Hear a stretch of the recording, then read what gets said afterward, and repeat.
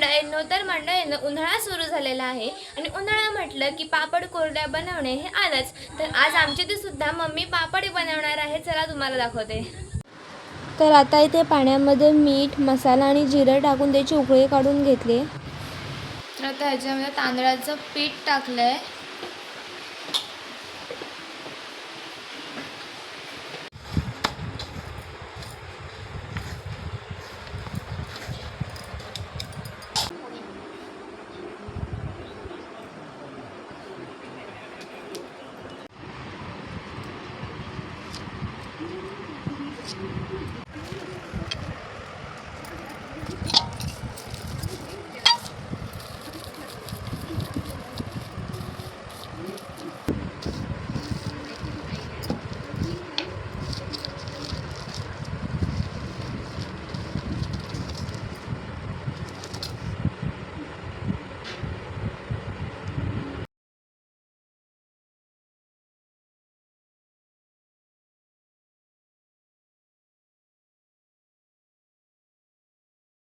तर मंडळींनो, आता सध्या इथे आम्ही इतके पापड लाटलेले आहेत.